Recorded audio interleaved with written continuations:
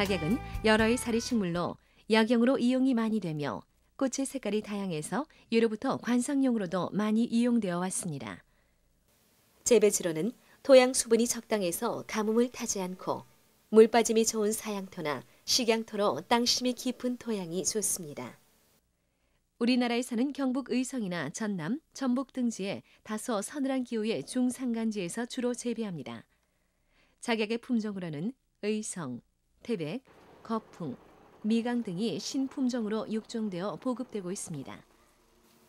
작약을 번식시키는 방법으로는 씨를 이용한 종자 번식과 뇌두를 이용한 분주법 두 가지가 있습니다.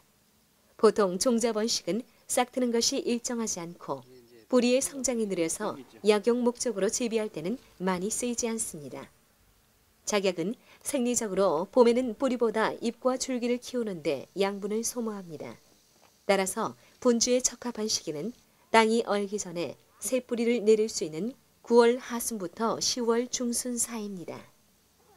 또한 국내 시험장에서의 실험 결과 분주 후에 바로 심는 것이 분주하고 15일 후에 정식한 것보다 약 45%의 수량이 증대된 것으로 나타났습니다. 따라서 수확한 즉시 분주하여 정식하는 것이 좋습니다. 심은 지 3, 4년이 된 작약을 수확해서 뿌리는 떼어내 약재로 사용하고 뇌두부를 60에서 100g 정도 크기로 갈라 종묘로 사용합니다. 작약 분주묘 만드는 방법에 대해서 알아보기로 하겠습니다. 수확한 굵은 뿌리를 잘라서 약재로 이용을 합니다.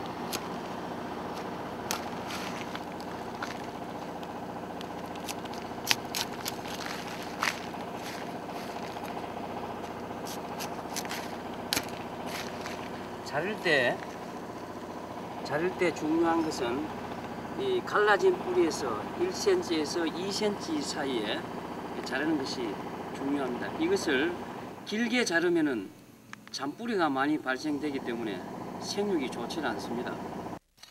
작약은 뿌리 이용을 목적으로 하기 때문에 심을 때는 밑거름으로 10아르당 석회 150kg과 태비 1200kg 이상을 골고루 뿌려주는 것이 좋습니다. 이때 토양 살충제 6kg 정도를 함께 사용하는 것도 좋습니다. 꽃망울이 부풀기 시작하면 꽃봉오리를 빨리 따내도록 합니다. 꽃이 피면 양분의 손실이 커져서 뿌리가 잘 자라지 않기 때문입니다. 작약에 많이 발생하는 병해충은 흰가루병, 녹병, 전문이 낙엽병, 잿빛 곰팡이병 등이 있습니다. 이 중 흰가루병, 녹병, 전문이병은 주로 잎에 발생하고 잿빛 곰팡이병은 지압으로 전파되어 뇌두 부분을 썩게 합니다. 이런 병해충은 발생 초기에 해당 방제약제를 사용하여 피해를 최소화해야 합니다. 보통 작약은 가을에 수확하는 것이 약효와 품질이 훨씬 우수하기 때문에 9월 하순부터 10월 하순경 사이에 수확합니다. 수확한 작약은 씻은 후 60도 시야의 열풍 건조기나 햇볕에 말리는데 약효 성분이 물에 녹지 않도록 껍질을 벗기지 않고 그냥 씻어줍니다. 이렇게 1차 건조가 끝난 후 잘게 썰어서 다시 말려야 골고루 잘 말릴 수 있습니다. 70-80% 정도 1차 건조한 뿌리를 절단하는 이유는 뿌리의 품질 향상을 위해서 다시 말씀을 드리면은 뿌리가 원형을 유지하기 위해서 70-80% 건조한 것을 절단을 해서 다시 건조를 하는 것입니다. 작약은 옛날부터 민간에서 빈혈약으로 널리 쓰여왔습니다.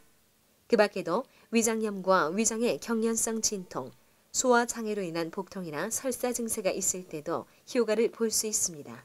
네, 작약은 보음시켜주는 작용이 있어서 우리 몸의 음을 보호해 줍니다. 또 그리고 작약의 효능 중에 하나는 우리 몸에서 그 혈액순환을 촉진시킵니다. 그래서 혈액순환이 정체돼서 나타나는 생리통이나 두통 이런 각종 통증성 질환에 아주 효과가 좋습니다. 소득이 늘고 사람들의 생활 수준도 점점 높아지면서 작약은 한약재나 관상용으로서만이 아니라 드링크제나 과립차 등으로도 쓰이며 용도를 넓혀 나가고 있습니다.